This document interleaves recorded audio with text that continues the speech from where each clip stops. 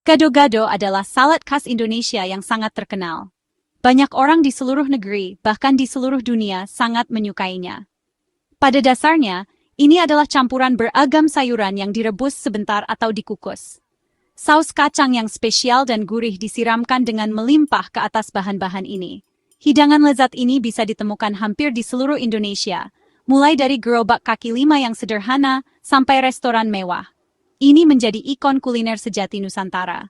Namun, asal mula gado-gado yang pasti, cerita asal-usulnya yang tepat, masih menjadi semacam misteri, sehingga mengundang banyak dugaan dan perbincangan. Kita akan menelusuri asal-usulnya lebih dalam. Tidak ada satu cerita pasti yang memberitahu kita di mana atau kapan tepatnya gado-gado dimulai. Ada beberapa teori. Ada yang bilang kalau gado-gado itu ada pengaruh dari Belanda. Pendapat ini muncul dari konsep salad ala Eropa yang menjadi populer pada masa penjajahan. Ada juga yang percaya kalau pedagang Tionghoa yang punya sejarah panjang di Indonesia mungkin membawa hidangan serupa. Hidangan-hidangan ini sering menggunakan berbagai macam sayuran dan, yang penting, sejenis saus kacang. Tentu saja bisa jadi juga ini murni ciptaan asli Indonesia. Para juru masak lokal, dengan kreativitas mereka, mungkin saja menciptakannya begitu saja menggunakan bahan-bahan yang ada. Salah satu teori yang paling populer mengarah ke Jakarta, ibu kota Indonesia yang ramai. Khususnya, ini sering dikaitkan dengan orang Betawi, suku asli Jakarta. Nama gado-gado sendiri diperkirakan berarti campur-campur dalam dialek Betawi atau istilah bahasa Indonesia sehari-hari yang serupa. Gambaran ini sangat pas untuk hidangan tersebut. Bagaimanapun juga, ini adalah campuran yang serasi dari berbagai bahan, tekstur, dan rasa yang berbeda. Teori ini terasa sangat cocok, apalagi mengingat peran Jakarta dalam sejarah sebagai tempat bertemunya berbagai budaya. Banyak yang dengan bangga percaya bahwa kota yang semarak ini adalah asal-muasalnya yang sesungguhnya. Sebelum gado-gado modern yang kita kenal dan nikmati sekarang ini ada, kemungkinan besar hidangan serupa sudah ada dalam berbagai bentuk di seluruh kepulauan Indonesia. Versi-versi awalnya ini mungkin menggunakan kombinasi sayuran hijau lokal dan sayuran asli daerah setempat yang berbeda-beda. Sausnya mungkin juga lebih sederhana, tidak serumit saus kacang kaya rasa yang kita kenal sekarang. Eksperimen-eksperimen kuliner awal ini tidak diragukan lagi menjadi cikal bakal gado-gado. Ini menunjukkan adanya tradisi mencampur sayuran yang sudah berlangsung lama dalam kuliner Indonesia. Gado-gado berkembang dari permulaan yang sederhana ini, hingga menjadi hidangan yang terkenal dan kaya rasa seperti yang kita kenal sekarang. Gado-gado, setelah ada, tidak hanya ada di satu tempat atau daerah saja. Gado-gado ini lalu menyebar, berkeliling ke seluruh kepulauan Indonesia yang luas. Orang-orang yang tinggal di pulau-pulau lain pelan-pelan jadi tahu tentang salad yang unik ini. Mereka jadi ingin membuat versi mereka sendiri, disesuaikan dengan selera daerah mereka dan sayuran yang ada di sana. Penyebaran yang luas ini terjadi selama bertahun-tahun, proses yang pelan dan alami. Perpindahan orang karena pindah tempat tinggal dan perdagangan antar pulau sangat membantu penyebarannya. Akhirnya, gado-gado tidak lagi hanya dikenal di satu daerah dan menjadi makanan kesukaan semua orang di seluruh negeri. Saat gado-gado menyebar ke seluruh Indonesia, tentu saja gado-gado mulai berubah dan menyesuaikan diri. Setiap daerah, setiap kelompok masyarakat menambahkan ciri khasnya sendiri ke dalam resepnya. Sayuran lokal yang khas dari daerah tertentu dimasukkan ke dalam hidangan ini. Kadang-kadang, bumbu kacangnya yang penting itu dibuat dengan cara yang berbeda. Misalnya, juru masak di beberapa daerah mungkin lebih suka saus yang jauh lebih pedas dengan memakai lebih banyak cabai. Di daerah lain, mereka mungkin lebih suka rasa yang lebih manis dengan menambahkan lebih banyak gula merah. Banyaknya perbedaan ini membuat gado-gado jadi sangat menarik untuk dipelajari dari segi masakan. Ini menunjukkan dengan sangat baik betapa beragamnya hasil bumi lokal Indonesia dan selera rasa tiap daerah.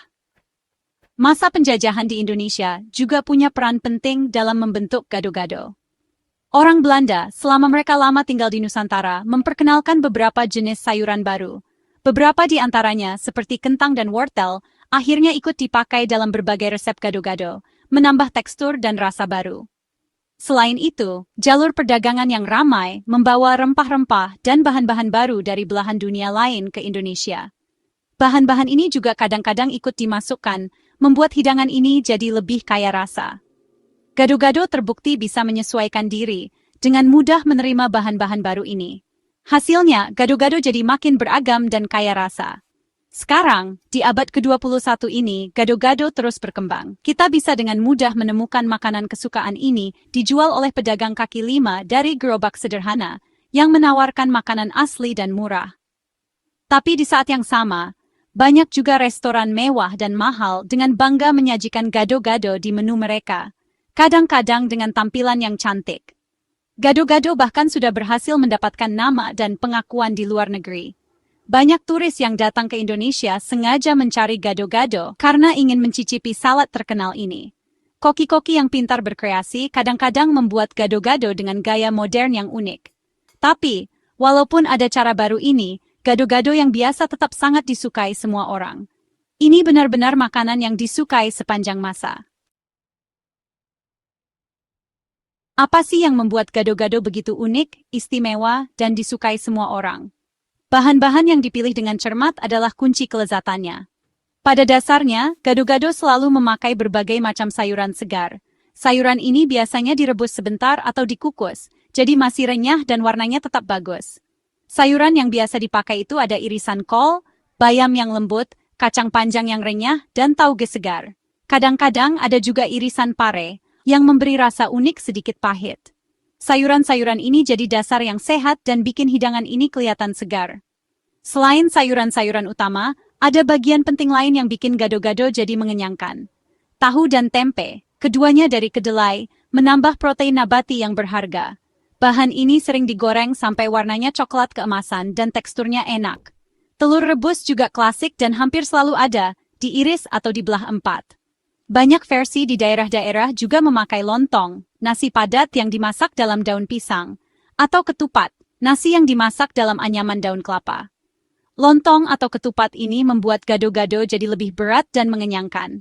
Bahan-bahan ini menambah lapisan tekstur dan isi. Tapi yang paling penting dari gado-gado itu sudah pasti saus kacangnya yang kaya rasa. Saus ini dibuat dengan teliti dan inilah yang menyatukan semua bahan lainnya. Saus ini bahan utamanya kacang tanah sangrai yang dihaluskan, yang bikin teksturnya lembut dan rasanya gurih kacang. Gula merah, atau gula Jawa, memberi rasa manis yang khas dan legit. Air asam Jawa menambahkan rasa asam segar yang penting untuk menyeimbangkan rasa manisnya. Sedikit cabai memberi rasa pedas ringan atau pedas sekali, tergantung selera. Bawang putih, kencur dan garam melengkapi rasa yang beragam ini.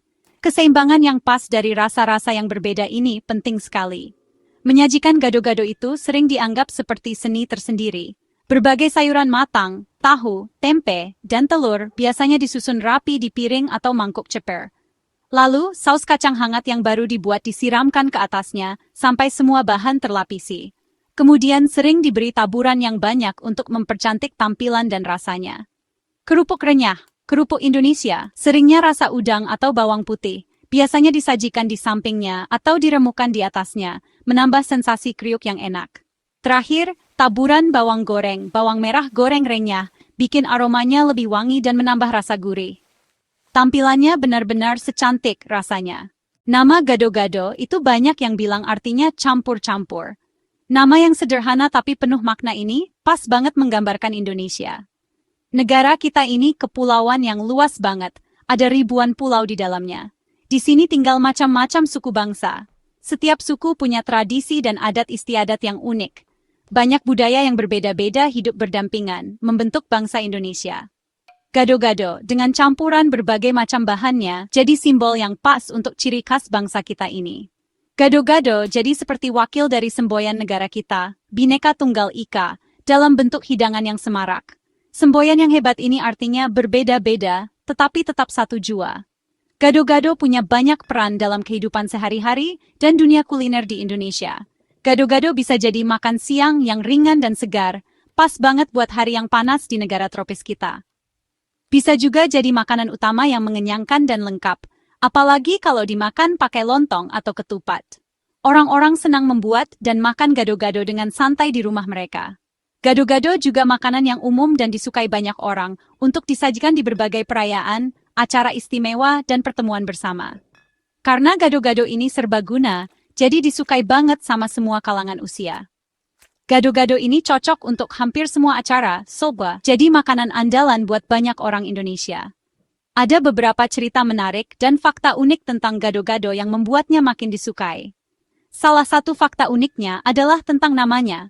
Selain artinya campur-campur, beberapa ahli sejarah kuliner percaya kalau gado juga berarti makan lauk saja, tanpa nasi yang biasanya jadi teman makan. Memang ada loh beberapa orang yang lebih suka menikmati gado-gado seperti itu, jadi cuma seperti salad sayuran dan protein saja. Ada cerita lain lagi nih, katanya gado-gado itu mungkin awalnya cara yang pintar dan cerdik untuk memakai sisa sayuran dari makanan sebelumnya. Ini menjadikannya makanan yang sangat hemat dan ramah lingkungan, karena mengurangi sisa makanan yang terbuang. Detail-detail kecil dan cerita-cerita ini pastinya menambah pesonanya yang tak pernah pudar. Gado-gado terus menjadi salah satu harta kuliner Indonesia yang sangat dicintai. Rasanya yang beragam itu terasa akrab bagi orang Indonesia, dan sangat menarik bagi orang yang baru mencobanya. Gado-gado ini makanan yang dianggap sehat, penuh dengan sayuran dan protein, tapi juga sangat mengenyangkan. Orang Indonesia pantas bangga dengan makanan khas ini, dan sering merekomendasikannya sebagai makanan yang wajib dicoba oleh para pengunjung. Turis dari luar negeri dan orang asing yang tinggal di sini, begitu mencicipinya, biasanya langsung suka juga dengan perpaduan tekstur dan rasanya yang unik. Gado-gado itu lebih dari sekadar makanan. Ini adalah cicipan lezat dari budaya, sejarah, dan keramahan Indonesia. Warisannya yang luar biasa ini pasti akan terus berlanjut untuk generasi-generasi yang akan datang.